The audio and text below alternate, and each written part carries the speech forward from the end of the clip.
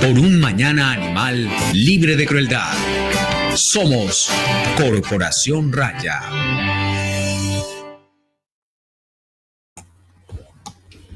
Hola, muy buenas tardes para todas las personas que se conectan con nuestro programa Ládralo.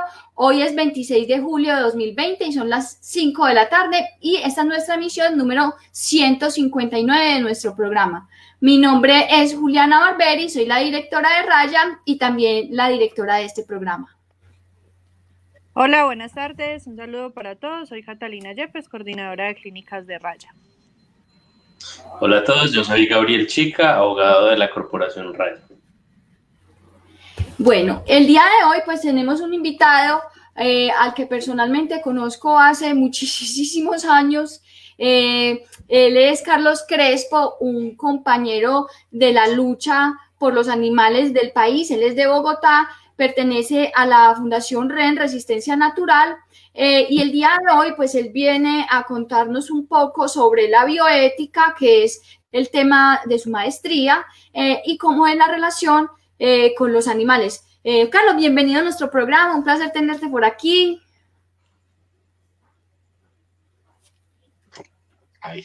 Muchísimas gracias, Juliana, y pues también un saludo a Catalina y a Gabriel y a todas las personas que nos están escuchando.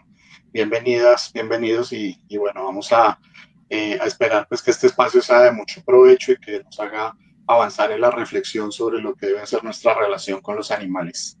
No solamente pues desde el ámbito normal pues de la ciudadanía, sino también de la academia, pues como ha pretendido ser este enfoque. Sí, Carlos, vos tenés dos pregrados, uno en psicología y otro en ingeniería química y tenés una maestría en bioética. Bueno, antes de empezar a hablar, que voy a empezar, pues me gustaría porque mucha gente me preguntó antes del programa, ¿qué es bioética? Pero ¿cómo así? Es ok, bueno, pero eso lo hablaremos. Antes de eso, te voy a hacer unas preguntas de rigor de nuestro programa.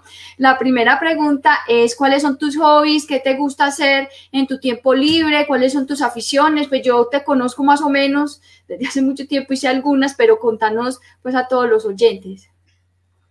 Bueno, pues aparte de estudiar y de leer todo lo que se pueda, pues también soy rockero. Me gusta mucho el rock, he estado inmiscuido en el mundo del rock y del punk particularmente hace mucho tiempo. De hecho, pues inclusive hasta tengo una banda que, bueno, pues ha estado como en crisis hace un tiempito por bastantes problemas derivados de la adultez. Y sobre todo pues cuando no se hace por lucro, ¿no? Cuando no se hace por lucro las cosas son un poquito más difíciles de mantener y cuando no dependen solamente de nosotros mismos, entonces es un poquito más difícil. También me gusta escribir mucho, escribo poesía, escribo pues, artículos, trato de escribir pues como bastante. Por allá atrás, por acá, bueno, por todo lado, ven por ahí parte de mi colección de Star Wars, soy coleccionista de Star Wars también, y bueno, pertenezco a la comunidad y bueno, ahí también hacemos varias cositas, inclusive en el ámbito del activismo. Este año tuvimos un evento muy bonito que se llamó el Star Fest Colombia, que era de exposición de figuras y bueno, de cosas de Star Wars, y cayó justo pues en los tiempos de la temporada taurina aquí en Bogotá. Y yo dije, bueno, pues vamos a articular las cosas, ¿no? Y entonces utilicé, pues, digamos, el espacio con un diorama que llevé del Palacio de Jabba the Hutt, ¿sí? Para los que conocen, las que conocen también la saga. Y por medio de ese diorama, pues tuve la oportunidad también de hablar con la gente y llevaba un letrerito, por aquí atrás está, pero bueno, no lo voy a coger ahorita, se me caen los muñecos. Y bueno, el letrero decía simplemente, la fuerza está con los toros, no con los toreros, ¿sí? Y la idea es que la gente se tomara fotos y tomamos fotos, muchísimas. Eso se subió a las redes de Colombia Sin Toreo, de la Coalición Nacional, pues que pertenecemos ustedes también, como Corporación Raya. Y bueno, pues fue todo un éxito el evento y también la actividad de activismo en este evento, ¿no? Entonces, la idea de esto pues es anotar que en todos los ámbitos de trabajo, de incidencia de nosotros como activistas, siempre llevamos el mensaje por algún ladito, lo metemos. Así es, Carlos, en cualquier espacio donde uno encuentra por donde va metiendo ahí, ni con mucho disimulo, porque eso es de frente, va metiendo el tema para que todo el mundo también un poco se contagie, aprenda pues de las experiencias también de uno y de lo que le está sucediendo a los animales más que cualquier cosa. Bueno, ¿y cuál fue la última película que te viste? La última película, bueno, pues obviamente aquí en tiempos de cuarentena pues hemos visto muchas, ¿no? Pero película en cine. No, en la vida, en el televisor. No, pues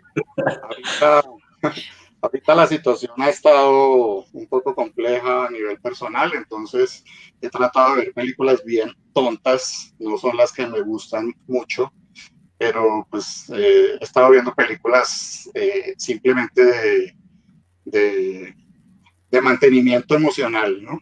No vale la pena ni mencionarlas.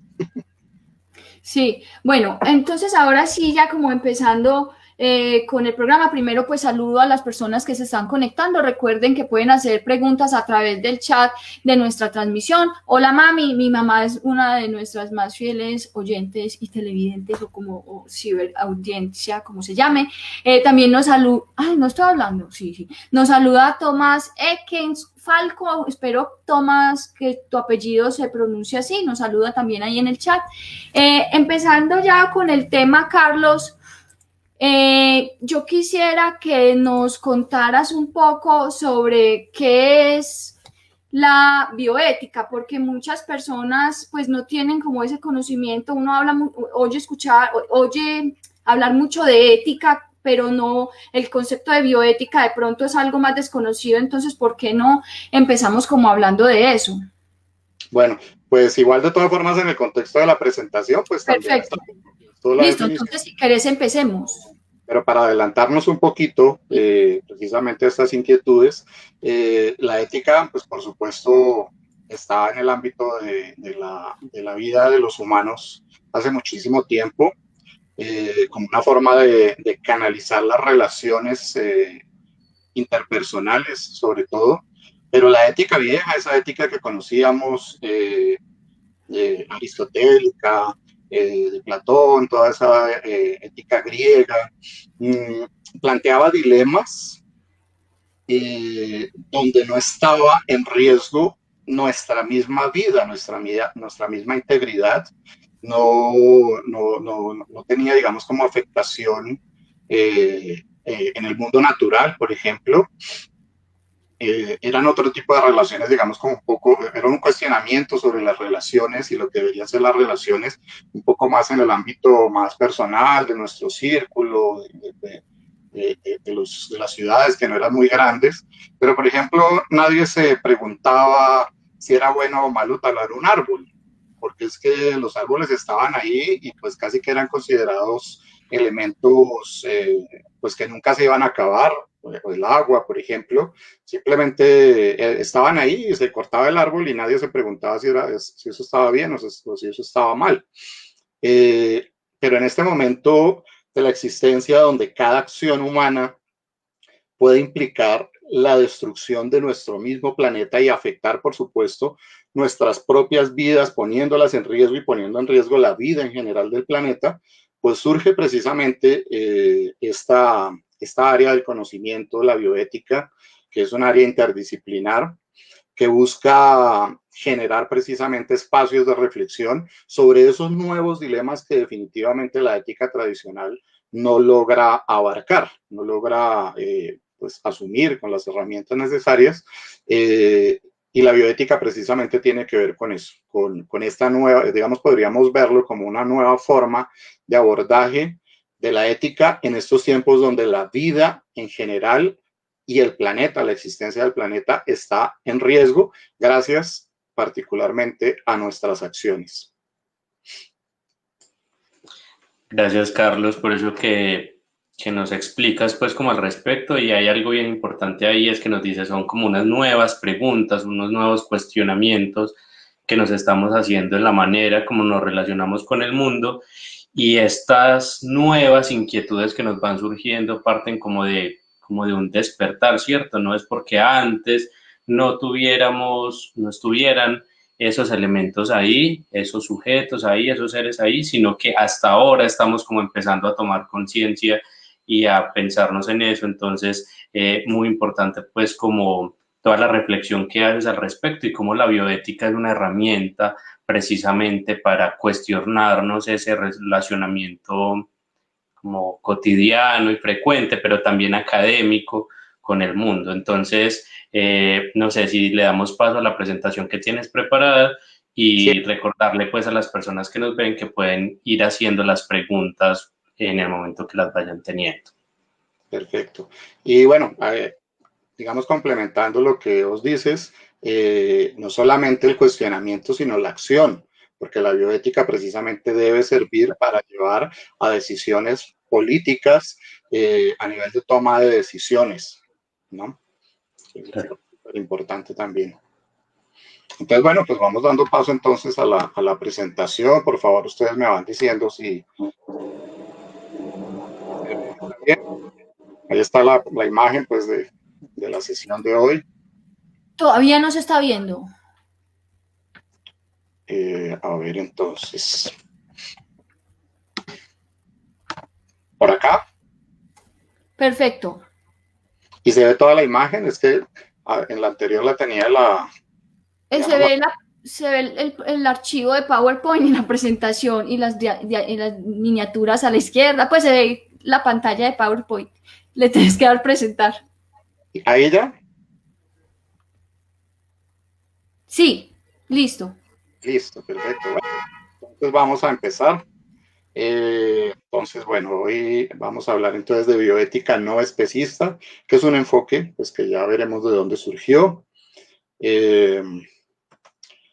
¿Cuál es el contexto precisamente, no? El contexto de este enfoque lo di luego de haber cursado pues, mi maestría en bioética en la Universidad Javeriana y a través pues, de toda la maestría, pues tenía muy claro, por supuesto, que iba a trabajar sobre los animales y me decidí por la pregunta de la justicia, ¿no? Cuando nosotros estamos hablando de las condiciones de los animales en un mundo dominado por los humanos, un mundo donde los animales son considerados cosas, esclavos, medios, recursos, y vemos cómo eso tiene efectos en su integridad, en su vida, en su libertad.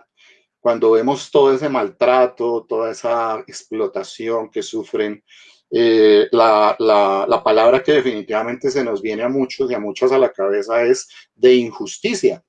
Entonces, por supuesto, pues dije, bueno, pues, ¿qué dice la justicia respecto a los animales? Entonces me fui por este tema y la tesis al fin y al cabo se llamó Justicia aplicada a los animales, una perspectiva bioética desde un enfoque no especista. Esta tesis fue direccionada por el doctor Óscar Horta Álvarez, muy famoso filósofo y especialista en el área antiespecista, ¿no? Entonces, afortunadamente, pues teníamos ya una relación de antes y tuvo a bien hacer de director de esta tesis. El objetivo general entonces de la tesis fue analizar el concepto de justicia y su aplicación en la relación humano-animal, teniendo como base la revisión crítica de los planteamientos que sobre justicia de animales realiza Marta Nussbaum y haciendo uso del campo de la bioética desde un enfoque no especista. ¿Por qué hablar en términos de la justicia, en términos de Nussbaum? Porque precisamente es uno de los enfoques, el enfoque de las capacidades, que ya veremos qué es, que ha estado más en boga, digamos, ha avanzado de manera sustancial en el abordaje de los problemas de la justicia derivados de la falta de inclusión de varias poblaciones que no son abarcadas en la concepción de justicia tradicional, que sobre todo tiene que ver con los abordajes de la justicia contractualista, del contrato social,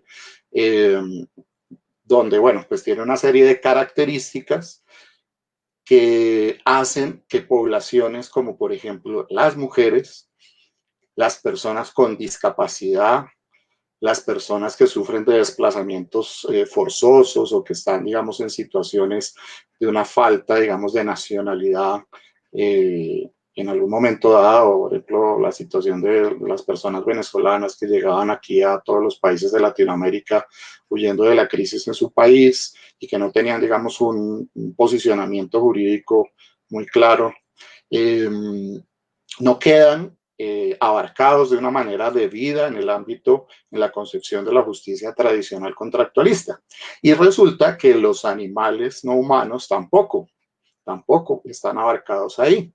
Entonces Martha Nussbaum ha desarrollado pues una serie de disertaciones, inicialmente sobre las mujeres y luego en los otros casos que he nombrado, incluyendo a los de los animales, pues desarrolló un texto que se llama Las fronteras de la justicia, donde empieza pues precisamente a criticar esta posición de la justicia contractualista y empieza a plantear unas nuevas opciones de plantear la justicia de manera que abarquen estas poblaciones que han sido excluidas. Entonces, esa fue la razón pues de centrarme en este enfoque de Martha Nussbaum y de revisar realmente si era conveniente este enfoque para el tratamiento de las relaciones entre los humanos y los animales y su inclusión en la justicia. Quisiera ir recordando inicialmente, dado que estamos hablando de un enfoque no especista, que el especismo es toda una estructura, es un sistema jerárquico de dominación, con toda una serie de dispositivos que permean todos los ámbitos de la vida humana, donde los animales son sometidos, son esclavizados, son explotados, son totalmente controlados por el humano. Y este sistema jerárquico, esta cosa gigantesca que permea todos los ámbitos de la vida humana, se traduce en términos de las personas, de nosotros los humanos particularmente, en forma de prejuicios, actitudes parciales favorables a los intereses de los miembros de nuestra propia especie. Eso quiere decir entonces que para cualquier valoración en un dilema moral, priorizamos nuestros propios intereses como humanos frente al resto de los intereses, a los intereses de los animales no humanos. Este es el especismo antropocéntrico. Sin embargo, hay otra forma de especismo también marcada y es el de privilegiar los intereses de algunas especies y en contra de los de otras. Eso se da muy claramente cuando nosotros estamos hablando de los considerados animales simpáticos para nosotros, aquellos animales que nos producen gran simpatía, pues obviamente el ejemplo más claro son los llamados animales de compañía, por los que tenemos pues toda una serie de prerrogativas frente a otros animales que no vemos en un rol cercano al humano, como los denominados animales de consumo, entre comillas, o de experimentación, o utilizados para otro tipo, explotados para otro tipo de ámbitos. Aquí tenemos una reflexión muy interesante que tiene que ver con que si la situación de los animales considerados simpáticos, más cercanos a nosotros y que inclusive hacen parte ya establecida en algunos lugares del mundo legalmente en el término de familias interespecie.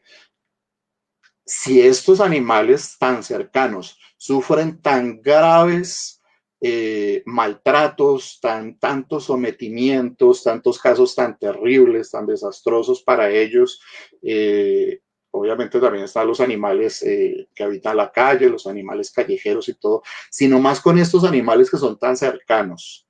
Se producen toda esta cantidad de actos tan aberrantes, tan terribles, pues nos podemos imaginar cómo les va a aquellos animales con los que no tenemos esa relación cercana, con los que no tenemos ese vínculo y que solo vemos como simples cosas que sirven para efectos humanos.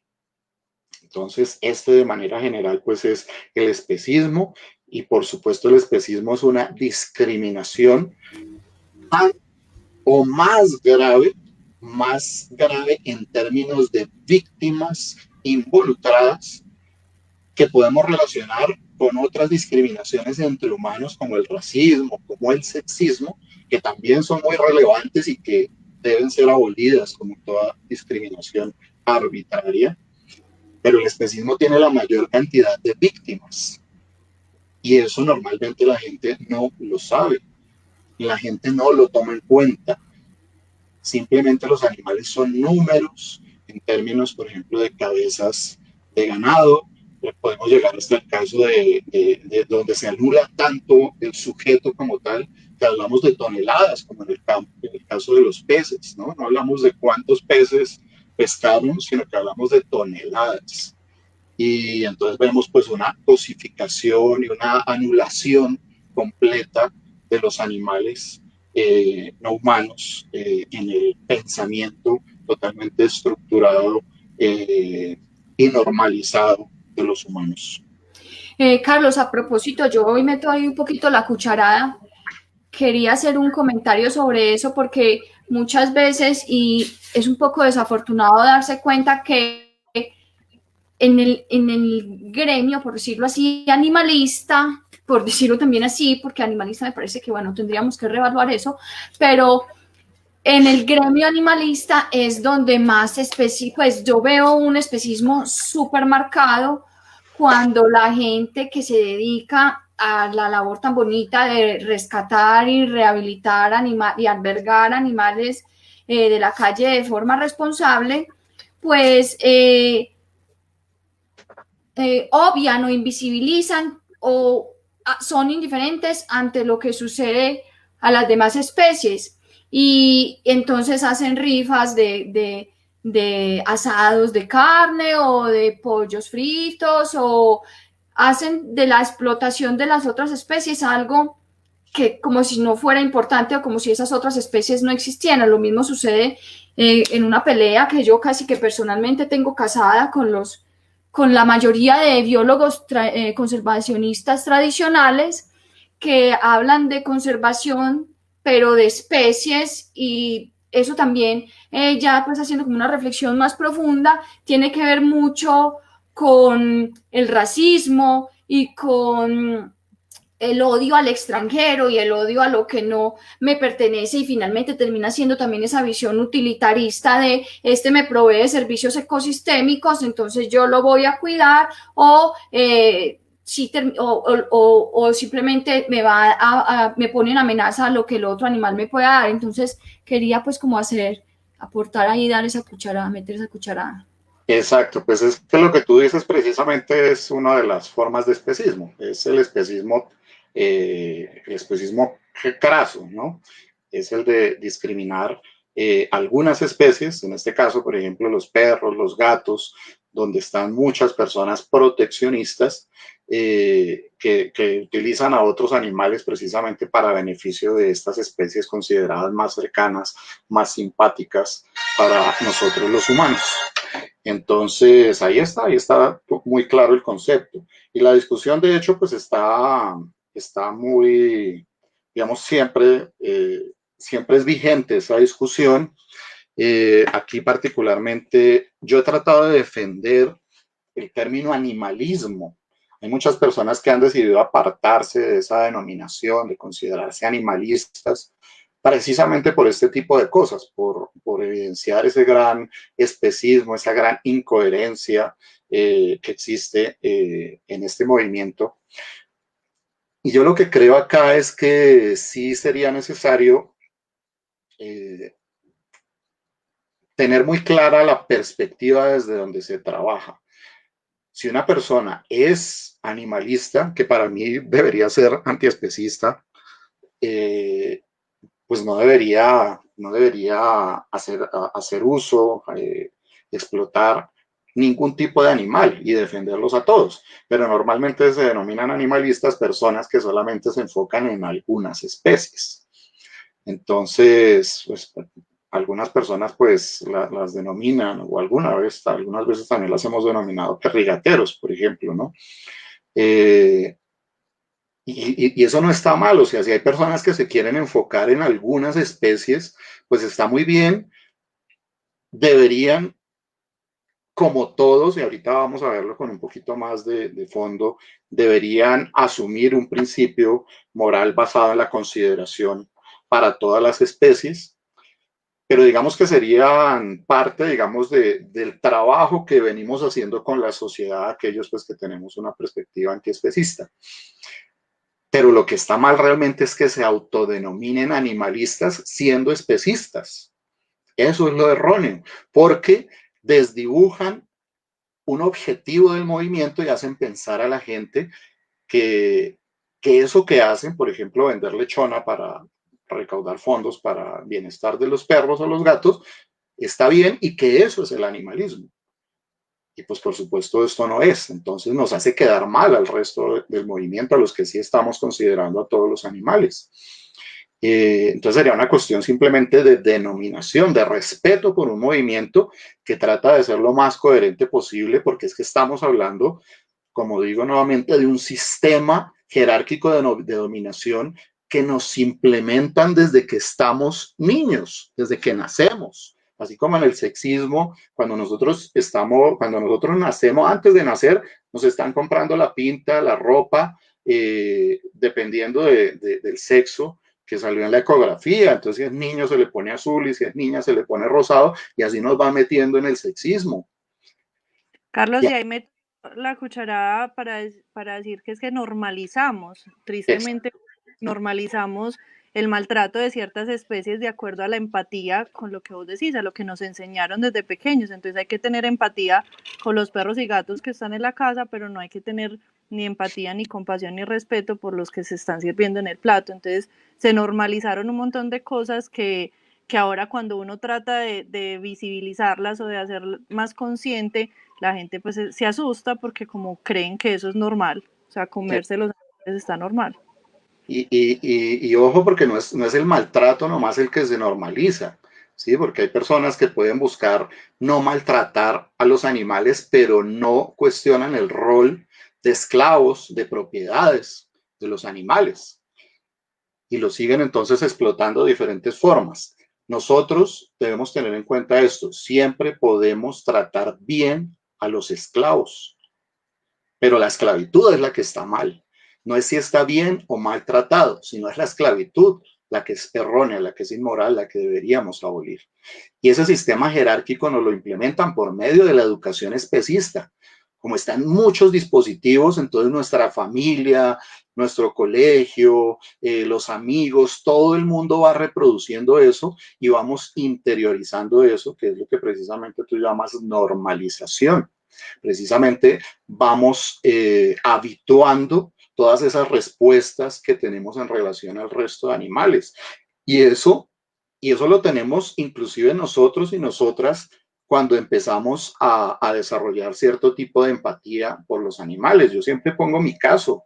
Yo en mi vida de activista que empecé a principios de los 90s y específicamente en el ámbito antitaurino, yo duré pues casi toda esa década siendo completamente incoherente, porque estaba defendiendo una especie, los toros, que merece por supuesto que los defiendan, pero no tenía ningún problema en ir después a consumir animales en otros espacios, inclusive después de haber salido de una manifestación antitaurina. Y claro, pues podemos tener ahí la excusa pues de que sí, es que en ese tiempo pues no habían redes sociales, no había tanta información, y pues digamos que los pares con los que nos relacionábamos pues tampoco tenían tanta información, no había retroalimentación sobre nuestras acciones. Y duré pues casi toda esa década en esa incoherencia. Pues fue valioso lo que se hizo, pero sí definitivamente era incoherente. Inclusive hasta yo le echo la culpa a algún taurino cuando nos decía en ese tiempo, bueno, ¿ustedes qué molestan si están aquí defendiendo los toros y luego se los van a comer? Y yo creo que hizo parte ahí de esto es una cuestión de chips, ¿no? De como que se van haciendo conexiones Y ahí yo creo que hice la conexión y empecé a decir, oiga, sí, es que tiene razón, tenemos es que defender a todos los animales y no a uno solo. Y por eso desde hace muchísimo tiempo, ya desde finales de los 90, empezamos a trabajar, pues también seguimos trabajando el tema antitaurino, pero siempre también con un volante de veganismo paralelamente, y se entregaban los dos. Mire, estamos luchando ahorita particularmente por los toros, pero es por todos los animales. Mire este volantico, veganismo y bueno, sí, o sea, haciendo un contexto de manera general, ¿no? Cuando uno, a veces hay personas en el antiespecismo o en el movimiento vegano, pues que están en contra de las campañas monotemáticas como el antitaurinismo, pero lo que se debe tener en cuenta es que si se hacen con un contexto antiespecista, en este caso, por ejemplo, pues se puede hacer de manera adecuada porque vamos abordando precisamente temáticas específicas, ¿no? No decimos simplemente estamos en contra de esto puntual, sino que hay algo mucho más grande que es el especismo, que es el que debemos derribar. Entonces, hasta nosotros mismos, como activistas, hemos sufrido pues del especismo, y no porque queramos, sino porque el especismo es tan poderoso que permea nuestro cerebro, nuestras acciones, nuestras actitudes, precisamente. Por eso es un prejuicio o actitud parcial favorable a nuestros intereses, pues porque es que estamos pensando simplemente en nosotros y vemos al otro, a la otredad. Esto también tiene que ver con cómo percibimos a la otredad, quién es el otro válido, ¿no? Yo respeto a otro, a otra, porque lo considero válido, y cuando lo considero válido normalmente es porque lo considero igual a mí, que se asemeja a mí, que tiene mis mismas sensaciones, que tiene mis mismas emociones, mis mismas reacciones, que puede sentir lo mismo que yo, y lo considero válido. Cuando yo anulo la otredad, por ejemplo, en el tiempo de la esclavitud de personas en África, de la esclavización de personas en África, tuvieron que anular definitivamente esa otredad de esas personas, no considerarlas humanas para poder hacer las barbaridades que hicieron con ellas. Y así hacemos nosotros con los animales. Los anulamos completamente en su ser, no los consideramos iguales a nosotros. Ahí viene la pregunta de dónde es que somos iguales, ¿no? Por supuesto. Y bueno, pues la respuesta ya la tenemos clara, pues me imagino que aquí la habrán abordado muchas veces. El elemento básico es la sintiencia, esa capacidad de sentir que da la posesión de un sistema nervioso central que tenemos la mayoría de animales, y que nos da la posibilidad de sentir todo ese rango de sensaciones, desde el placer hasta el dolor. Y en ese sentido, al sentirlas, podemos ser dañados o podemos ser beneficiados. Y al recibir daños o recibir beneficios, contamos con toda una serie de intereses por aumentar en la mayor cantidad posible nuestros beneficios y disminuir al máximo todo aquello que nos daña. Esos son nuestros intereses. Y esos intereses, por ejemplo, en el ámbito de los humanos, van siendo ligados a derechos morales que primero se reflexionan y luego se van convirtiendo en leyes, en derechos. Esos derechos morales se van traduciendo en derechos legales, y por eso tenemos un derecho a la vida, porque para los seres vivos la vida es nuestro mayor interés, porque nos ofrece todas las posibilidades de lograr beneficios en todas nuestras actuaciones en el mundo. Pero como también tenemos la posibilidad de ser dañados, entonces se van reflejando en leyes donde, por ejemplo, no tenemos derecho a no ser torturados.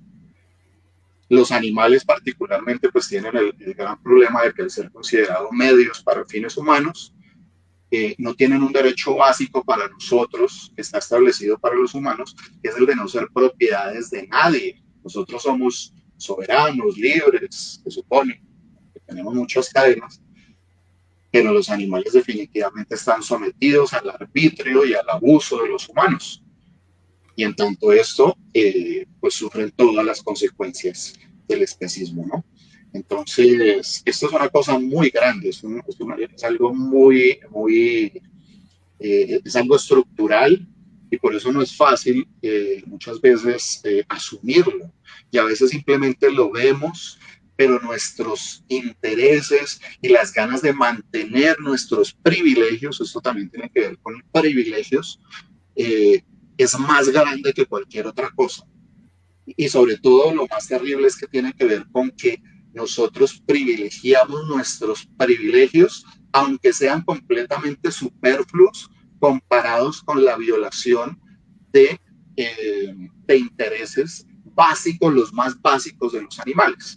Por ejemplo, en la alimentación, cuando nosotros privilegiamos nuestro gusto, el sabor de algo que nos comemos, y que no es algo, sino que era alguien,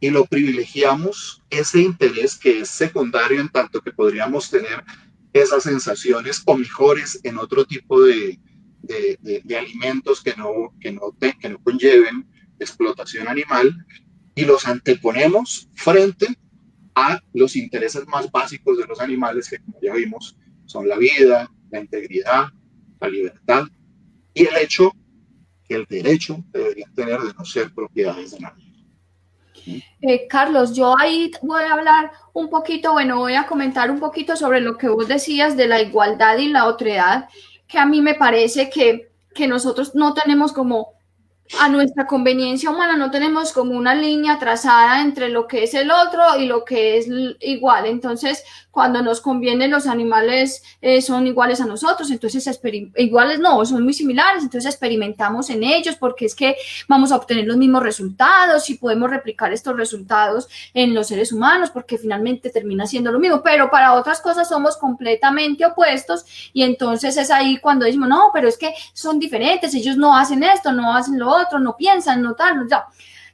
Hablando sobre que lo que decías de en qué somos iguales y es esa capacidad de sentir esa sintiencia, yo pienso que también es importante que nosotros empecemos a entender que no tienen que ser ni siquiera parecidos a nosotros en ninguna forma para que los otros, como supuestos seres inteligentes, el más inteligente de los seres que ha pisado este planeta, aprendamos a convivir y a respetar esa individualidad de cada animal, porque no son especies, no son grupos, no son familias, no son simplemente animales, son unos individuos, cada uno con unos intereses particulares, con unas relaciones sociales que él valora, que él aprecia, que él quiere mantener para sí mismo y con una vida propia que él quiere continuar teniendo lo más que pueda ese animal. Saludo a Paola Piedrahita, a Andrea Guerrero y a Elisa Torres que están ahí activas en el chat. Paola habla de lo que hablábamos al principio del programa de aquellas entidades que recogen o recaudan fondos a través de la explotación o maltrato de otros animales. Ella se pregunta cómo es que los eventos donde recogen fondos con comida vegana pueden ser tan exitosos y yo me pregunto cómo es que uno puede justificar simplemente la obtención de un recurso económico con el sacrificio de la vida de un animal. Yo pienso que si a usted no le quiere comprar porque no tiene carne un producto, entonces ese no es el cliente, ese no es la persona con la que usted debería estar entablando una relación, porque es que no se trata de salvar a unos mientras explotamos a otros, todos son importantes. Dice Elisa Torres que está culturalmente arraigado el tema del especismo y que los animales han sido históricamente maltratados en muchas formas. Muchas gracias por la participación. Continuamos, Carlos, si querés. Listo. Bueno, ahí, mejor dicho, ahí podríamos quedarnos acá toda la vida. No voy a decir más cosas sobre lo que dices para poder avanzar. Bueno, entonces, en la tesis, pues surgió entonces el enfoque de las capacidades. Este enfoque de las capacidades fue propuesto por Amartya Sen, que es un Nobel de Economía indio que propuso este enfoque de las capacidades, lo propuso para los humanos y pues buscó desarrollar pues toda una teoría que alejara la idea de justicia y sobre todo de la justicia relacionada al desarrollo económico, por ejemplo, de los clásicos medidores, indicadores sociales como el IPB. Se buscó alejar eso y buscó generar indicadores más sociales, indicadores que fueran distintos a esos indicadores económicos clásicos. Y la que era su esposa, ahorita ya no son esposos, Martha Nussbaum, filósofa gringa, como ya les dije, pues en el 2007 desarrolló este texto, Las fronteras de la justicia, consideraciones sobre la exclusión, y retomó entonces la teoría del enfoque de las capacidades de Amartya Sen para aplicarlo precisamente a estas poblaciones excluidas que ya nombré en un inicio. El enfoque de las capacidades tiene que ver con derechos positivos básicos, exigibles. Especifica algunas condiciones necesarias para que una sociedad sea mínimamente justa, traducido a modo de derechos fundamentales para todos los ciudadanos. El hecho de que no se garantice unos umbrales mínimos de esas condiciones necesarias, que precisamente son las capacidades que plantea Sen, constituye una violación especialmente grave de la justicia básica que atenta contra la dignidad, contra la libertad y contra el desarrollo. Eso quiere decir entonces que una sociedad que quiere ser libre, que se precie de ser desarrollada, debe garantizar que una serie de capacidades que cada sociedad, según Sen, debe construir, que reflejen precisamente la vida que quiere vivir esa sociedad en específico, deben desarrollar todos sus ciudadanos para que podamos hablar de que esa nación realmente es desarrollada. Entonces ya no estamos hablando de cuánto invirtieron las grandes multinacionales en un país o cuánto es el gasto, no sé qué, sino es que se garanticen esas condiciones mínimas, esas capacidades mínimas en sus ciudadanos, y podemos entonces hablar de una sociedad digna, una sociedad libre y una sociedad desarrollada. Entonces, como vemos, es un concepto pues completamente apartado de las teorías económicas tradicionales.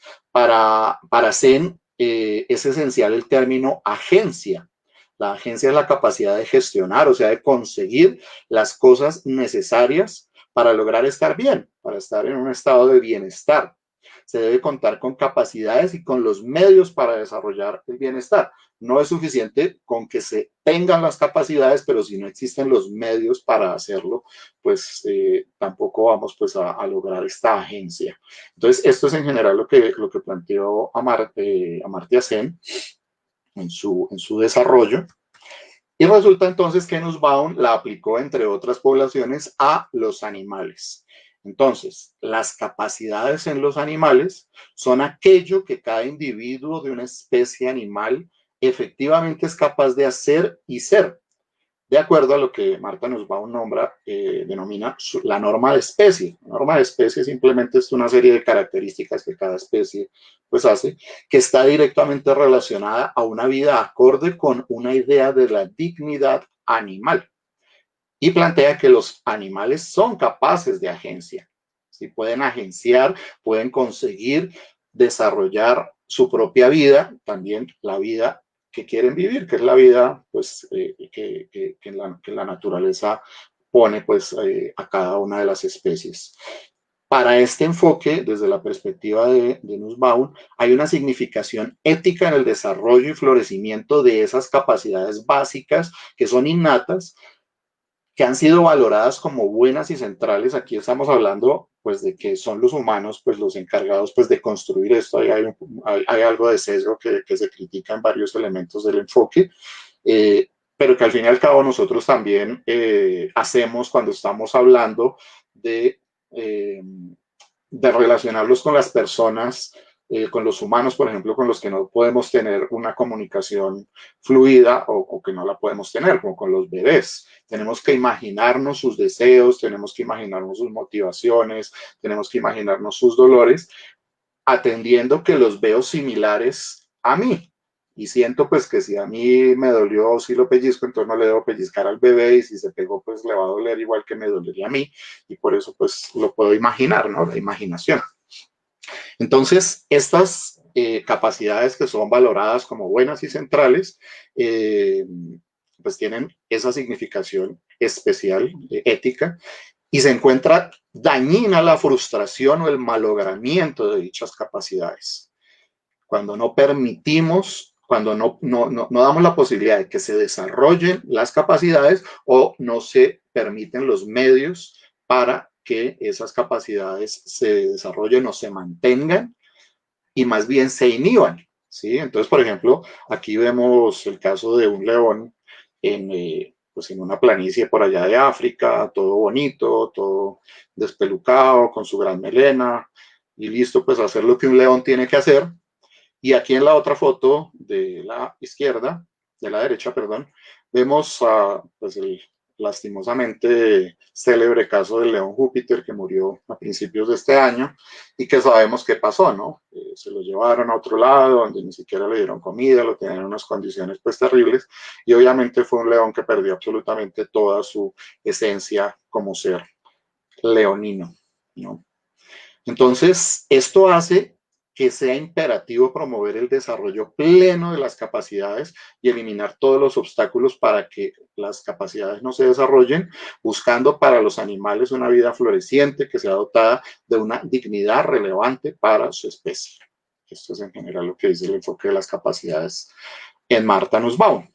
En la tesis, pues hice toda una serie de críticas desde el antiespecismo al enfoque de Martha Nussbaum, reconociendo igual que fue un avance muy significativo en términos del abordaje de la justicia para los animales, pero que sin embargo, pues sí refleja varios elementos pues que tienen que ser definitivamente superados para lograr realmente una plena consideración para los animales y sobre todo que varios de los elementos que ella utiliza para defender el enfoque de las capacidades en otras poblaciones, precisamente como en el mismo libro, pues como la población en condición de discapacidad, por ejemplo, no los plantea con el mismo rigor y con el mismo sentido para los animales, planteándolo en el mismo texto.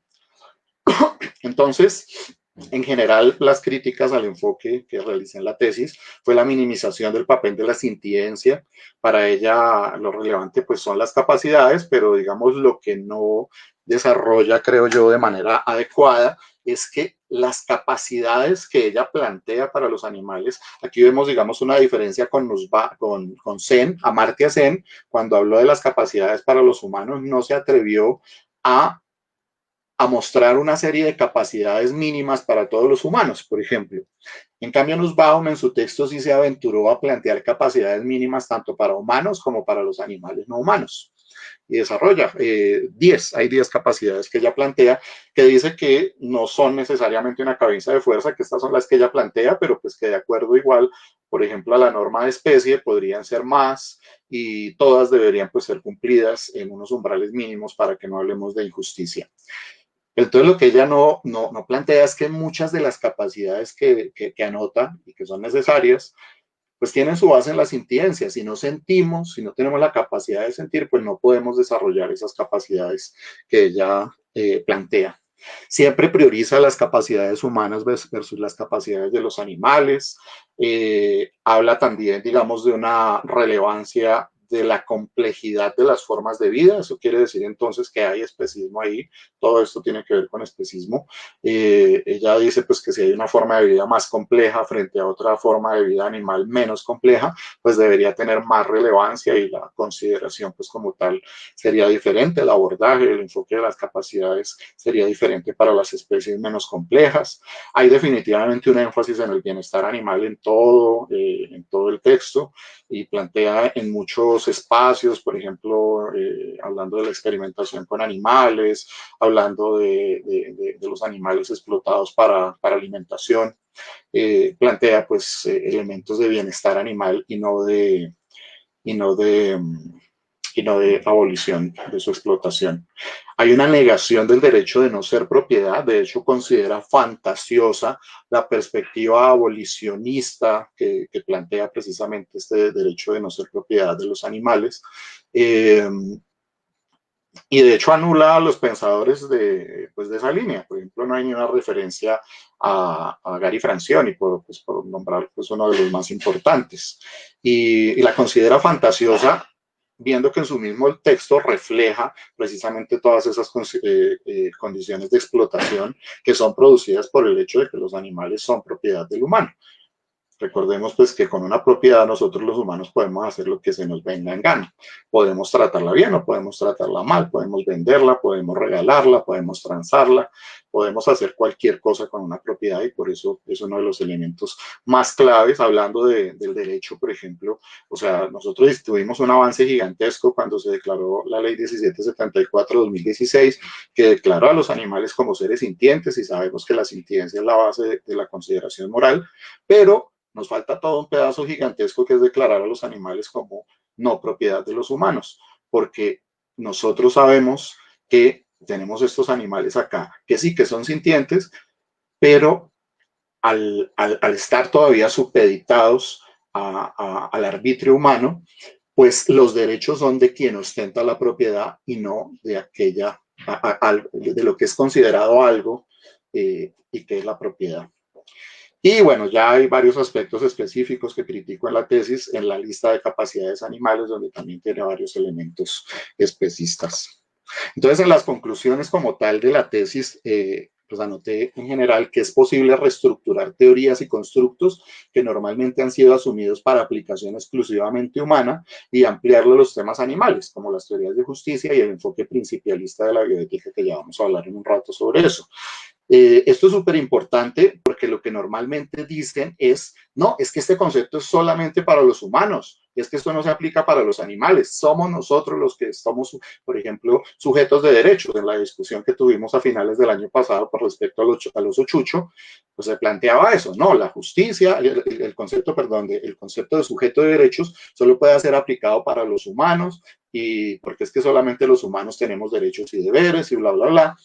Y esto lo que impide es tener una discusión más amplia donde identifiquemos que son nuestros sesgos definitorios los que no nos permiten ampliar el concepto. Es así de simple. Si nosotros queremos reestructurar el concepto, y ahorita vamos a ver más adelante cómo se reestructuran más conceptos, se puede simplemente si nosotros queremos y hay voluntad para ello. No hay nada exclusivamente para nosotros, porque es que nosotros fuimos los que estructuramos esas ideas y podemos seguirlas reestructurando y el conocimiento no es estático, los conceptos no son estáticos y cada vez que vamos teniendo desarrollos, en este caso, por ejemplo, morales, pues definitivamente tenemos que ampliarlos, ¿no? Entonces, Marta nos vamos a dar la tarea de ampliar la teoría de justicia y aplicarla a los animales, eso pues es muy valioso.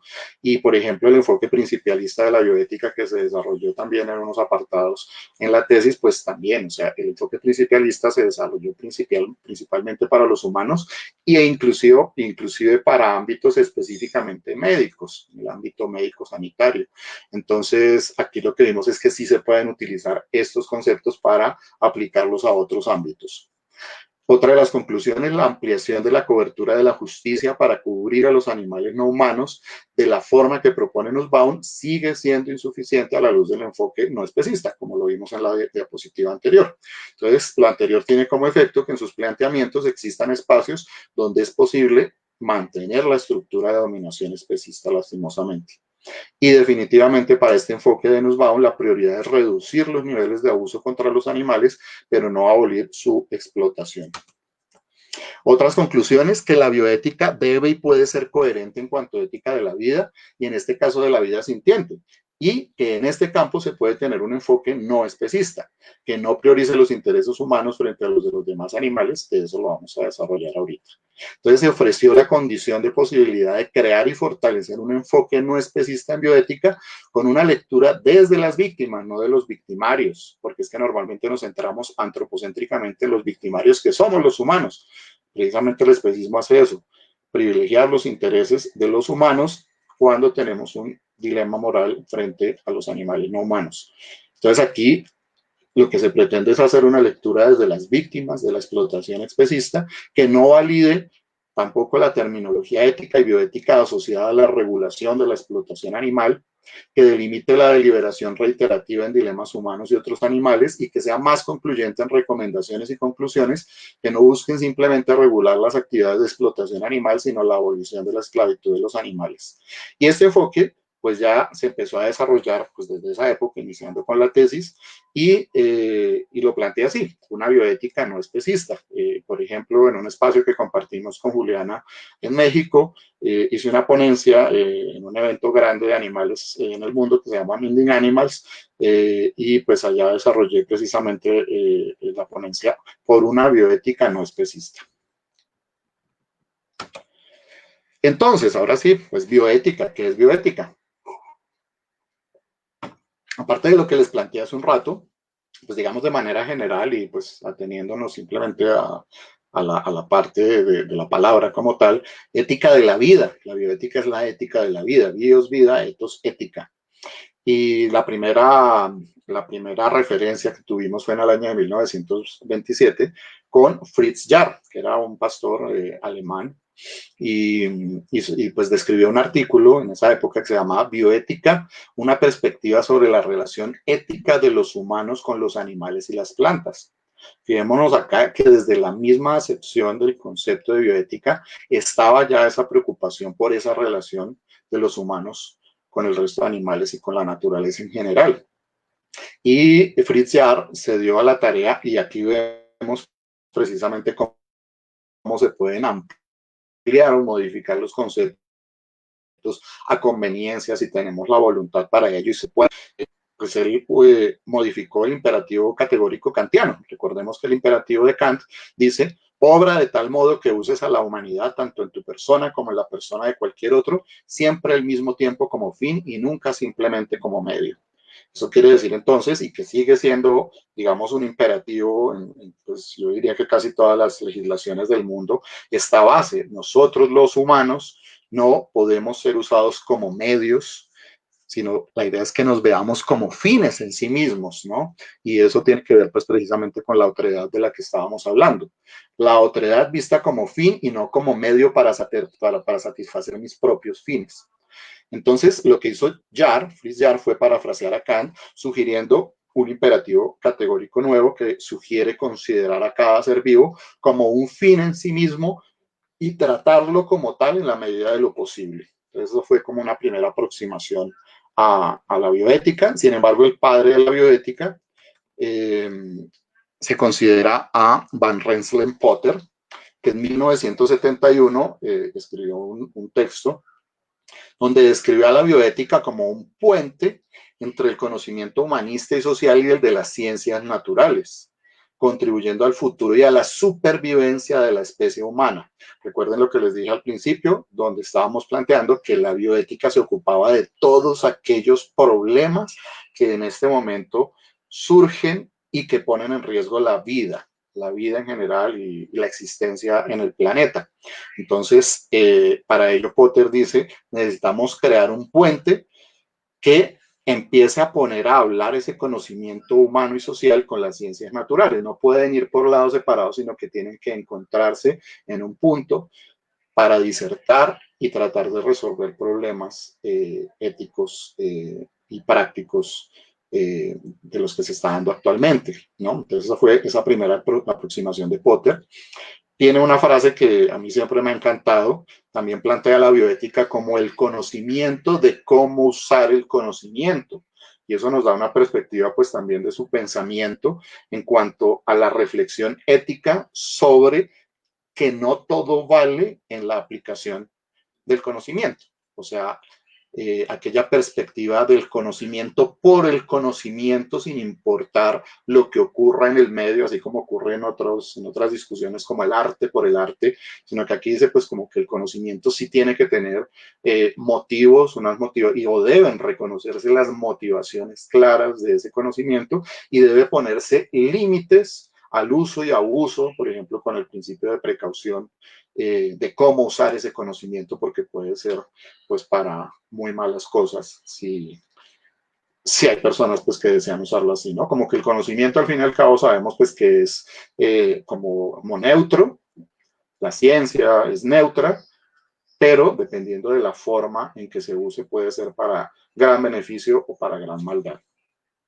Y Potter fue avanzando pues en sus textos y planteando otra serie de cosas, y por allá por el año de 1988 planteó una nueva concepción que denominó bioética global, como el estudio de todo cuanto comprometa la supervivencia de la biota y construya una cultura de la vida. Esto quiere decir una comprensión de la vida con un compromiso ético, y aquí vemos una definición mucho más cercana a lo expresado por ya muchos años antes.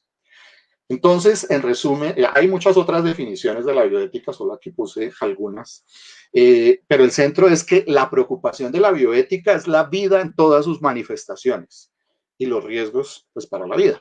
Y por tanto, pues podemos concluir que la vida de los animales es definitivamente un asunto bioético, y el trato que los humanos damos a los animales es en ese sentido un dilema moral, un dilema que debe ser abordado en las discusiones de la bioética. Entonces,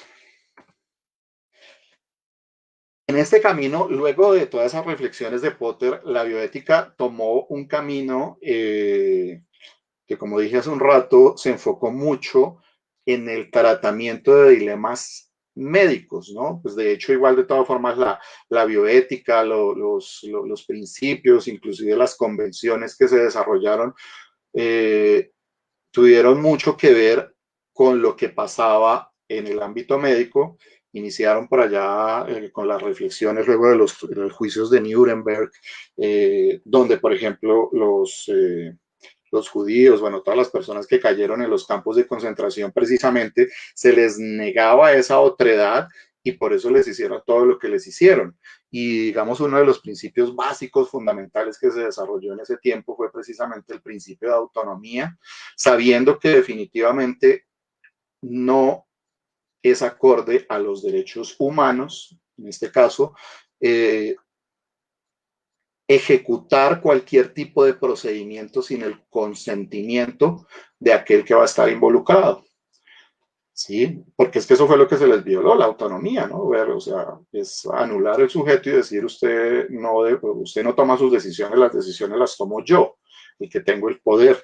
Entonces, de ahí salió la declaración de Nuremberg y, bueno, otra serie de cosas. Y precisamente ese principio de autonomía derivó en aquello que nosotros, cada vez que vamos al médico y nos van a hacer un procedimiento, nos ponen a firmar, que es el famoso consentimiento informado, donde nos informan toda la serie de cosas que nos van a hacer, los efectos que puede tener el procedimiento, etcétera, y nos dicen, ¿acepta o no acepta que le hagamos eso? Y uno, de acuerdo a su voluntad y de acuerdo al conocimiento informado sobre esto, decide si va a hacerse o no lo que le están proponiendo, y puede decir perfectamente que no. Entonces, ese énfasis y todo eso se fue pues por el lado entonces médico. Entonces, muchas de las consideraciones de los trabajos que se desarrollaron durante bastante tiempo se desarrollaron en ese ámbito. Entonces, obviamente, pues muchos temas que en este momento se están trabajando en la bioética a nivel de la relación con los animales, la relación con la naturaleza, etcétera, pues no estaban tomados muy en cuenta en una gran parte de esta historia.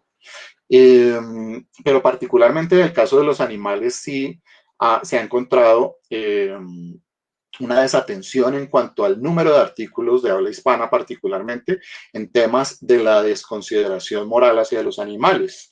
El profesor Celi también habla de que todas las escuelas de bioética en general son antropocéntricas, y lo ecológico, y ahí pues incluye también la parte de los animales, lo considera solo una mediación servil para los intereses humanos. O sea, cuando se trabaja el tema de los animales o de la naturaleza es para ver cómo es que nos benefician y no en el ser en cuanto ser, por ejemplo, de los animales. En el campo de la investigación con animales, mayormente se ha dado por sentada la justificación de la experimentación con animales. Ha salido una cantidad de textos, de documentos, donde se habla de la bioética en la experimentación con animales. Es el caso, por ejemplo, de mi misma maestría, donde tuve una clase que se llamaba así, la bioética en la experimentación con animales. Y yo, pues, cuando participé de este seminario, pues mi objetivo tenía que ver, primero, pues, con mirar cuál era la línea de base que estaba teniendo el discurso de experimentación con animales en ese momento, porque lo dio una profesora muy renombrada en este campo, pero también de exponer cómo este apelativo de bioética en la experimentación con animales no debería utilizarse, porque no podemos decir ética de la vida para algo que tiene que ver con la explotación. Deberíamos, si quieren, utilizar otro tipo de términos, pero no bioética. En la experimentación con animales igual se sigue usando, y ellos lo plantean en términos de bienestar animal. La bioética en experimentación con animales o en otros campos tiene que ver con buscar las mejores condiciones para los animales, pero sin cuestionar el rol que tienen los animales como esclavos y haber anulado completamente su ser para explotarlos allá sin ningún tipo de consideración. O a veces argumentan de una manera frontal contra la consideración moral hacia estos. Hay textos que definitivamente inclusive denigran sobre el movimiento o sobre la teorización antiespecista, abolicionista, etcétera, y pues siguen siendo completamente antropocéntricos, ¿no? Ya hablé del énfasis en los análisis bioéticos en el campo médico. No sé si hay alguna anotación hasta acá. Seguimos oyéndonos bien. Sí, Carlos, tenemos unas preguntas en nuestra transmisión en Facebook. Ankex Nature, me perdonan si pronuncio mal, nos pregunta: la norma de especie hace referencia a que los individuos de determinada especie pueden y deben desarrollarse de conformidad a las capacidades de su especie. ¿Qué pasa con las relaciones interespecie? ¿Permitirían el florecimiento del individuo? Esta es pues una pregunta que nos hace con relación a la norma de especie. También hay unos comentarios en Facebook que están orientados a decir que el derecho se ha mostrado como reticente, resistente a considerar a todos los animales como merecedores de derechos, y que aún existiendo instrumentos internacionales y algún tipo de normas, pues sigue como teniendo ese freno para considerarlos. Estas son como dos anotaciones pues como iniciales, hay otras, pero las miraremos en un momento. ¿Qué piensas, Carlos, sobre la primera pregunta de la norma de especie?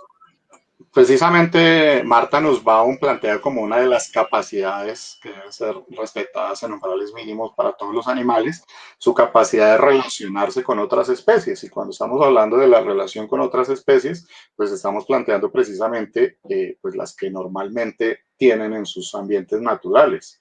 Ambientes naturales que pueden ser diferentes, pues porque no solamente pues es en la naturaleza, por allá en las selvas, en los bosques, pues, sino que también en las ciudades tenemos unas relaciones interespecie muy marcadas. Acá tenemos los animales liminales, por ejemplo, que conviven en las ciudades con nosotros, los humanos, que de acuerdo pues a propuestas también muy interesantes como la zoópolis de Wilkie Milka y Sue Donaldson, pues deberían tener unos derechos mínimos también como ciudadanos. Estos planteados, estas poblaciones liminales, también denominadas sinantrópicas en algunos aspectos, en algunas esferas, tendrían derechos de acuerdo a este enfoque de la zoópolis como ciudadanos extranjeros que vienen acá a estarse en Colombia y que deberían tener o que tienen unos derechos básicos que deben ser respetados, unas prerrogativas. O pues los animales que ya definitivamente viven con nosotros, como los perros y los gatos en nuestra casa, que definitivamente son ciudadanos plenipotenciarios en derechos básicos que deben ser enmarcados pues también en las leyes, ¿no? Caso, por ejemplo, aquí que me acuerde, que es muy interesante, por ejemplo, el derecho a ladrar de un perro, que derivó inclusive hasta en una sentencia de la Corte Constitucional donde decía, pues el perro tiene derecho a ladrar. Así de simple, y es una de sus capacidades, cómo se comunica pues con el mundo, ¿no? Y desestimaba pues las consideraciones que pasan, sobre todo en propiedades horizontales que molestan tanto a los vecinos a veces, que porque el perro está ladrando y no sé qué, pues que quiere que maulle, pues es un perro. Sí. Entonces, efectivamente, en el contexto, por eso la teoría de las capacidades se enmarca territorialmente, ¿no? O sea, Marta Nussbaum hace una lista de 10 capacidades generales, pero también anota, pues como lo que dijo Amartya Sen en su momento para los humanos, que Amartya Sen no se aventuró a plantear una lista de capacidades, sino que dijo, cada territorio, cada comunidad, cada sociedad hace su lista de capacidades y mira qué es lo que tiene que desarrollarse, incluida la relación con la otra edad, ¿no?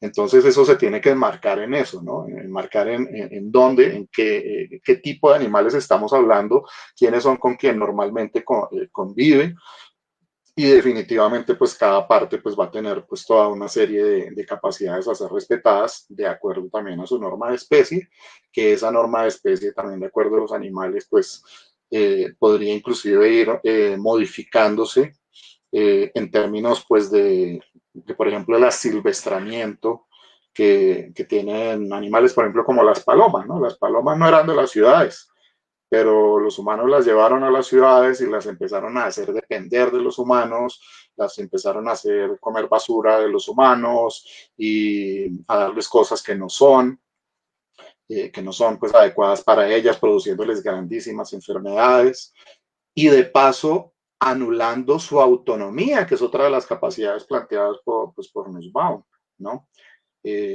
No en el término como tal de una capacidad, sino en el contexto, pues digamos, del nombre de una de las capacidades que plantea, la autonomía es absolutamente clave y de la autonomía es la que estábamos hablando ahorita, que de hecho hace parte grande del desarrollo de la bioética, fundamental, porque cuando alimentamos a las palomas estamos desincentivando sus capacidades naturales de gestionar, de agenciar en términos del enfoque de las capacidades, su propia alimentación.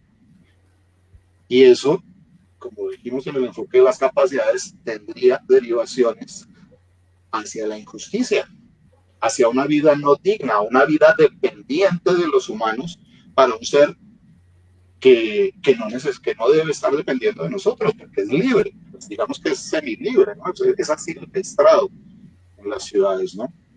Entonces, bueno, esos son temas ahí que son largos, pero pues bueno. Y el derecho, pues sí, por supuesto, es que el derecho es antropocéntrico, ahí no hay nada que hacer. Y la idea es que pues vayamos paso a paso incidiendo en los espacios políticos y lo hemos logrado de a pocos, ¿no? Haber incidido en la misma ley 1774, en las últimas leyes que hemos tenido grandes de los animales pues que son de carácter abolicionista, por lo menos de algunos pedacitos de las formas de explotación animal, como es el caso de los circos con animales, del recientemente recientemente aprobada ley de prohibición de experimentos con animales para fines cosméticos, cuyo compañero Eduardo Peña estuvo hace un rato también en este programa, hace unos días. Pues Adi, que fue pues el coordinador, igual de todas formas muchos estuvimos ahí pues también aportando pues para este proyecto de ley, para que se hiciera la realidad. El compañero Eduardo Peña y la compañera Yani Mateus, por medio de Adi, donde trabajan, pues estuvieron liderando pues este proceso y bueno, un saludo también para ellos. Entonces, vamos paso a paso. Carlos, voy pues, ya estamos, pues, este tema como para 3 o 4 programas realmente, porque, pues, no solamente el tema per se es muy interesante, sino que, pues, vos tenés muchísimo conocimiento al respecto y además genera muchos interrogantes en las personas que están escuchando, pero, pues, se nos está acabando un poco el tiempo, entonces yo quisiera, para que no se me queden unas preguntitas que hay en el chat, que tienen que ver, pues una la hace mi mamá y otra la hace Elisa, que tienen que ver con todo el tema de la manipulación genética y el genoma y todo eso, y preguntan cuál es tu opinión al respecto. Y por otro lado, pues hay una discusión no una discusión, sino pues un tema que se plantea ahí en el chat, y es el del bulo, o no sé, pues aparentemente es un bulo, que es el tema de la Declaración de los Derechos de los Animales por parte de la ONU, que puede ser inclusive pues otro tema del programa, pero dando respuesta pues a las preguntas sobre la parte genética, ¿qué opinas? Que dice, por ejemplo, Elisa, la manipulación genética es una actividad más que especista. ¿Cuál es tu opinión, Carlos? Bueno, ¿qué hago? O sea, yo tengo aquí varias diapositivas. No sé si, pues como para cerrar el tema, y las dejamos aquí listas y trato como de volar un poquito, o qué consideran. ¿Cuánto crees que puede ser el tiempo extra? Llevamos hasta el momento 1 hora y cuarto. 1 hora y cuarto. ¿Cuánto tenemos? No, pues no tenemos tiempo porque finalmente es nuestra página y eso, pero pues, sería bueno como ponerle un límite porque muy bueno sería quedarnos aquí 4 horas en este tema tan interesante, pero pues habría que ponerle un límite. Sí, listo. Voy a volar más bien, entonces, y yo aquí tengo anotados pues estas preguntas. De todas Pero maneras, fíjense. quedamos para otro programa segurito. Eso, listo. Bueno, vamos a seguir rápidamente. Entonces, la bioética debe ser coherente en términos de su pretensión de ser una ética de la vida, en este caso de la vida sensible, y en el presente trabajo, pues en la tesis, se considera que esta área de conocimiento puede y debe tener un enfoque no especista que no priorice los intereses de los humanos en detrimento de los intereses de los otros animales. En bioética es normal el uso del método deliberativo. En la bioética se delibera para llegar a acuerdos o consensos que superen conflictos, ofreciendo razones que puedan ser aceptadas por todos los afectados. Pues eso es buenísimo, ¿no? Nos ponemos a dialogar, nos ponemos a charlar interdisciplinariamente, transdisciplinariamente, como queramos, y la idea pues es llegar a un punto. El gran problema es que cuando nos quedamos deliberando y deliberando, ¿no? O cuando se delibera especistamente. Entonces, uno de mis ejemplos claves, pues es la sentencia 666 del 2010, quizás muchos la conocen, donde se estableció, pues se trabajó sobre las excepciones de las leyes de protección animal en Colombia, la tauromaquia y sus relacionados, las peleas de gallo, el coleo y las corralejas. Y bueno, en general, la Corte Constitucional hizo una valoración de la tauromaquia como tradición que debe ser respetada para los pueblos, y la explotación, el maltrato animal, la violencia contra los animales evidente en estos espectáculos. Y aceptó las dos. Deliberaron e hicieron un equilibrio y dijeron, sí, esta es una actividad de maltrato, debería desaparecer, los animales aquí sufren mucho, pero es una actividad tradicional de los pueblos y las tradiciones también deben respetarse y pues deben valorarse, y hasta decisión legislativa en contrario, Congreso de la República, pues vamos a mantener las corridas de toros solo en los lugares donde tradicionalmente e interrumpidamente se han venido realizando. Y entre las limitantes que le puso la tauromaquia, aparte de esta limitación de los lugares, perdón, dijo, debe morigerarse el dolor de los animales explotados en estos espectáculos exceptuados. Entonces aquí la pregunta de esta conclusión, de esta deliberación, que obviamente fue especista, no privilegió un interés completamente secundario, importante pero secundario, como las tradiciones de los pueblos, que no deberían validarse si hay una otredad afectada, frente a la integridad, la vida, la libertad de los animales involucrados. La decisión igual fue completamente especista. Pero en esta particularmente, entonces, se deliberó para morigerar el dolor. ¿Y qué es morigerar? 2 pares de banderillas en vez de 3, un menor tamaño de la pica, se podría solo medio matar al toro, o también podemos recordar el principio de las 3 R's en experimentación con animales, pero bueno, ahí podríamos seguir hablando mucho de esto. Entonces, la falta de igual consideración de los intereses de los animales frente a los intereses humanos, sobre todo cuando estos intereses entran en conflicto, deja a los animales en desventaja en la reflexión bioética, como el ejemplo que acabamos de anotar. En la Ética Nicomaco, en Aristóteles, el que hizo la introducción, un señor Gómez, dice, existen virtudes morales como la justicia, donde el punto medio no debe extenderse, dado que solo tienen un significado opuesto, que es la injusticia. Entonces, ¿cómo deliberar ahí si no podemos llegar a puntos medios? Y aquí estamos hablando de blanco o negro. Es necesario para no mantener un foro deliberativo abierto para siempre y evitar lo que Goodman y Thompson en el 97 llamaron la reiteración en la deliberación, hacer uso de cualquiera de las escuelas de bioética, aplicando un enfoque no especista en el análisis para llevar a conclusiones con un alcance de recomendación a modo de decisión moral normativa concluyente y, de ser posible, con incidencia en lo jurídico, llevando a aliviar las injusticias hacia los animales. Porque hasta ahora en el campo de la bioética normalmente se mantiene la deliberación y como que se ha buscado evitar llegar a conclusiones y a recomendaciones básicas con respecto a los animales.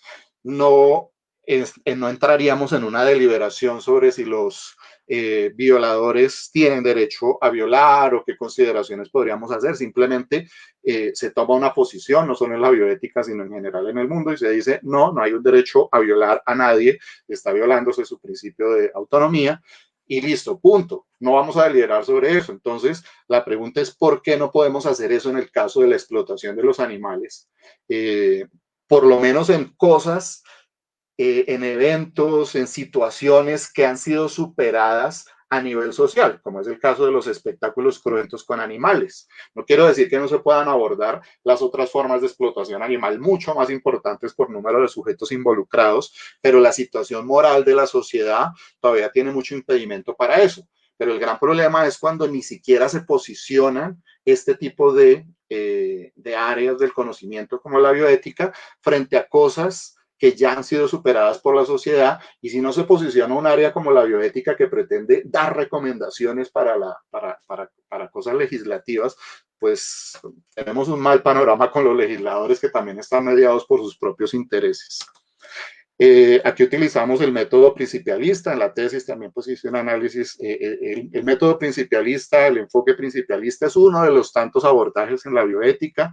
Aquí se abordan cuatro principios básicos: no maleficencia, justicia, beneficencia, consentimiento informado, no autonomía. Esos son los 4 principios básicos. Para mí el más importante tiene que ver con la no maleficencia, no dañar a quien puede ser dañado, y esa es una de las bases pues del antiespecismo. No dañar a quien puede ser dañado es respetar a aquellos seres con sistema nervioso central que cuentan con sintiencia y que pueden ser dañados o beneficiados con nuestras acciones. Entonces, esa es la base del respeto. Respetar es respetar a aquel que puede ser dañado por mis acciones, y ese en general es el principio de no maleficencia.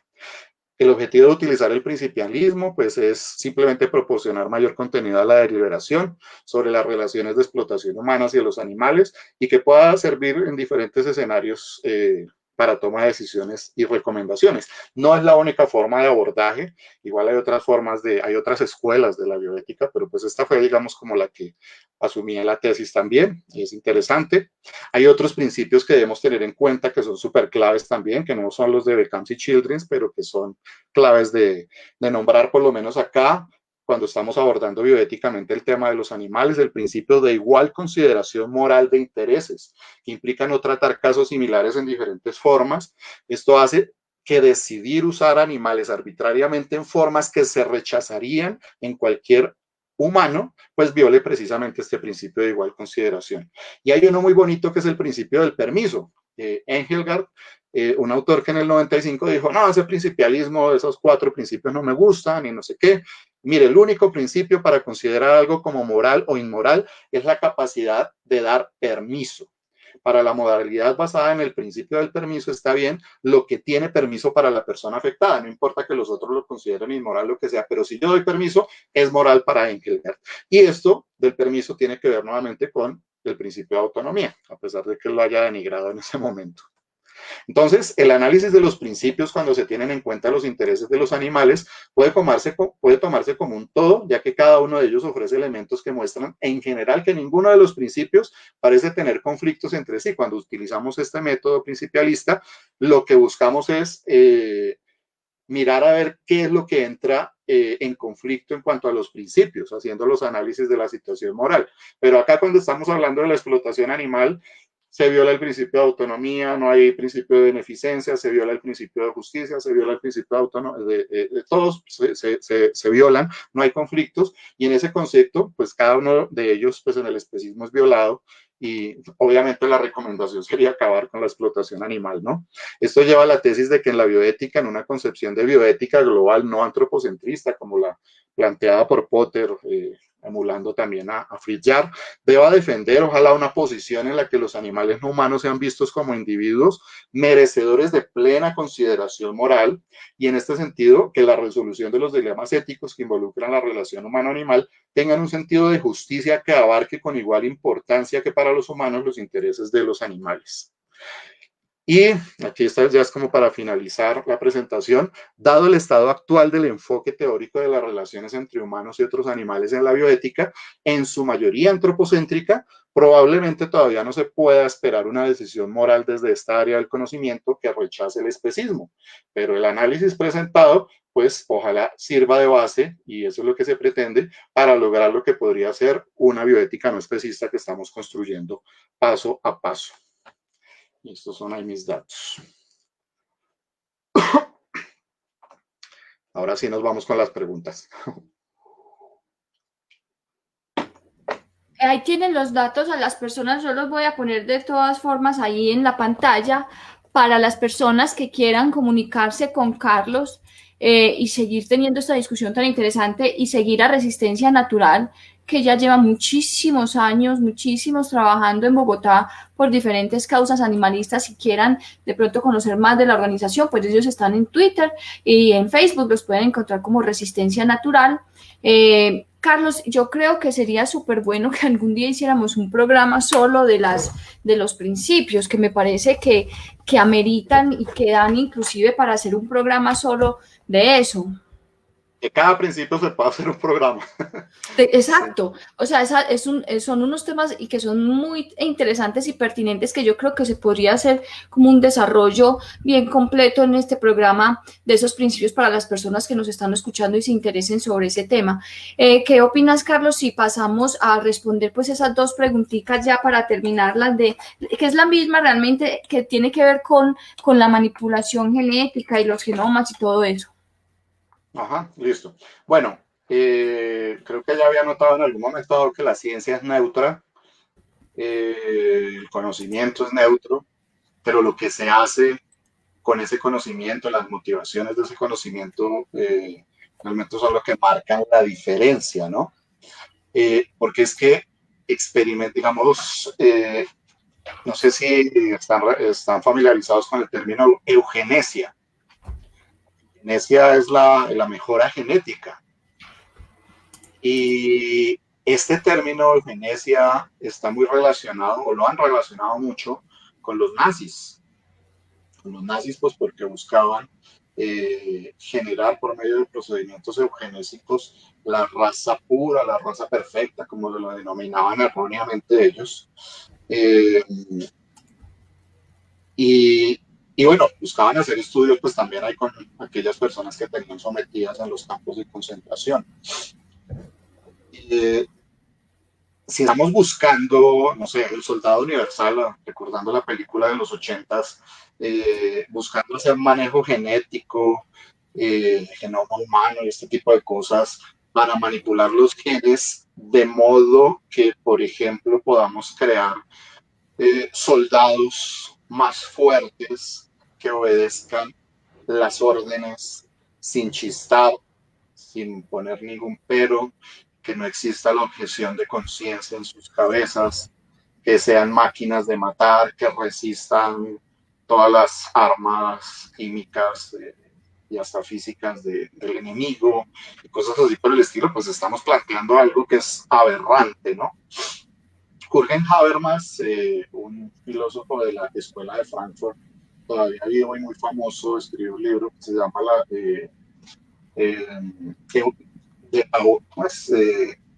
eugenesia liberal, no me acuerdo ahorita todo el nombre, pero bueno, ahí plantea precisamente que la eugenesia podría inclusive desarrollar métodos que alteren tanto la vida, particularmente de los humanos, que se elimine definitivamente el humano que conocemos y ya surja otra cosa que ya no es un humano porque ya está tan modificado, pues que definitivamente ya perdió todo lo que lo hacía humano de acuerdo a las características que conocíamos, sino que ya son otras.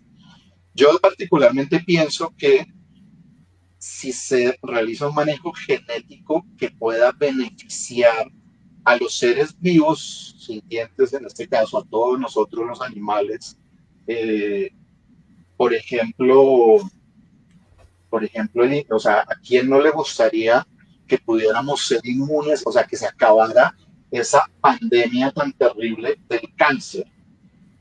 El cáncer que dicen que es curable, que no sé qué, pero miles de personas siguen padeciendo los efectos, miles de millones de personas siguen muriendo. Pues es algo tan terrible al que no se le ha podido dar realmente una solución y que inclusive muchas veces son más graves los efectos de las mismas medicinas que se usan para contrarrestar el cáncer que el mismo cáncer, poniendo precisamente en un dilema moral a las personas y a sus familias sobre qué hacer en cuanto a si seguir un tratamiento o no de este tipo.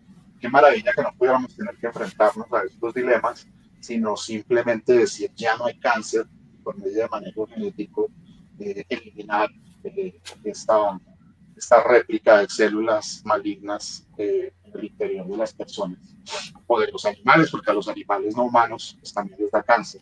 Y también hemos visto esos efectos también en los animales con tratamientos terriblemente costosos y que para los animales es muchas veces peor porque precisamente a nivel especista y hablando del principio de igual consideración, normalmente por lo menos las familias, no el sistema médico, hace lo más que puede para lograr preservar la vida y la integridad de las personas, porque la vida humana se considera lo más valioso.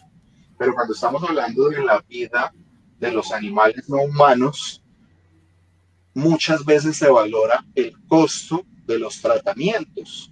Y en este caso hay un dicho totalmente especista que dice, más vale la correa que el perro. Y aquí vamos viendo cuál es el valor de la vida de los animales, a pesar de que son los animales simpáticos para nosotros, ¿sí? Entonces, inclusive muchas veces, por ejemplo, hay un animal, me acuerdo de casos cuando había vehículos de tracción animal acá en Bogotá que se fracturaba pues un caballo y pues la opción era inmediatamente, sin cuestionarse nada, la eutanasia cuando había la posibilidad, y eso pasa también con muchos perros, con muchos gatos, podrían tener un tratamiento, pero son tan costosos que la gente, sus tenentes, no están dispuestos a asumir esa carga económica. No hay unas EPS que atiendan a los animales, entonces muchas veces recurren a estas medidas, existiendo tratamientos posibles que los puedan aliviar y pudieran los animales poder seguir viviendo.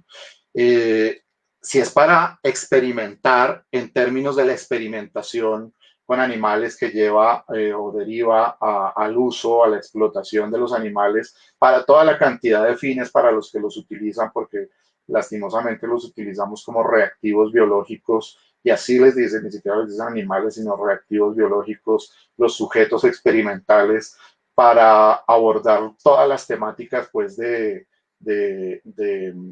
beneficio atribuido para los humanos, pero que beneficio realmente no lo es tanto, porque la mayoría de experimentos que se realizan con animales, incluido el manejo genético, involucran simplemente una coartada moral y legal, procedimental para validar productos que salen al mercado, que si dañan a los humanos, sustentan las demandas posibles de aquellas personas que fueron dañadas por esos productos, ¿sí? Entonces, simplemente dicen, desarrollamos todos los procedimientos, hicimos todos los procedimientos, no hubo ninguna reacción adversa, hicimos aquí pruebas con los animales, con nosotros, bla, bla, bla, y al cabo llegó el producto, afectó a alguien y ya, aquí está simplemente la coartada legal para ellos y la moral, porque no dicen lo que debería ser, que si va a existir un producto para atención de determinada dolencia humana o animal, pues se debe experimentar es con los sujetos propios involucrados, ¿sí? Los humanos necesitamos experimentos con nosotros mismos y hay muchas personas que estarían prestas a hacerlo, ¿sí? Pero los protocolos rigurosos establecidos por los experimentadores hacen que no se permita que muchas personas interesadas en el llanto inmediato porque están padeciendo una enfermedad catastrófica, por ejemplo, y potencialmente mortal, y dijeran, yo aquí estoy, experimenten conmigo lo que sea porque ya no tengo nada que perder, y no los dejan, porque no, primero tenemos que cumplir la fase de no sé qué, no sé cuántos. Ahorita, en términos de la COVID-19, ahorita lo que deberían estar haciendo los laboratorios es ir directamente a lo que necesitamos y en la fase de pruebas con humanos. Hay cientos de miles de personas que están siendo infectadas por la COVID todos los días y muchos están tan fregados que quisieran que les dieran alguna medida para poder paliar los efectos de la COVID, ¿sí? Y lo que están haciendo los experimentadores es perder tiempo sabiendo que realmente esa experimentación con animales no les sirve porque al fin y al cabo siempre van a terminar en la fase de experimentación con humanos y los humanos vamos a ser sujetos experimentales de los productos de estas personas, de estas farmacéuticas, de estas empresas, ¿sí? Entonces, realmente depende, digamos, del contexto, por eso existe la bioética, porque al fin y al cabo, pues, digamos, los análisis tienen que ser muy casuísticos, ¿no? Hay análisis, por supuesto, generales, pero deben tener, pues, digamos, en cuenta muchísimas variables y por eso se necesita de la participación de bastantes profesionales en diferentes perspectivas para responder a dilema. ¿Y la otra pregunta cuál era? No, Carlos, básicamente era eso. Pues ya terminemos aquí y yo pues quiero agradecerte muchísimo por la información tan importante, tan completa que nos has dado pues el día de hoy. Sigo abriendo la invitación a que hagamos otro programa, otros programas, una serie de programas quizás sobre todos estos principios de los que vos hablabas. Y bueno, no, agradecer a todas las personas que estuvieron conectadas escuchando esta interesante charla. Vos, Carlos, pues por estar acá, bienvenido cuando quieras. Y voy a hacer unas cuñitas rapiditas. Este es un cuaderno que estamos vendiendo, lo diseñó Mariana Matija. Es un cuaderno muy bonito que está impreso aquí en Medellín, Colombia, con tintas de soya en papel de caña sin blanqueador. Es un cuaderno que es hecho con muchísimo, muchísimo amor. Lo pueden encontrar en nuestra página web, lo pueden comprar en nuestra página. Ahí les voy a poner la dirección donde la pueden comprar. Y para terminar, pues recuerden que tenemos un Patreon donde se pueden suscribir a contenidos exclusivos a partir de $3 mensuales y eso nos va a ayudar a nosotros a continuar con la labor de protección de los animales en el país.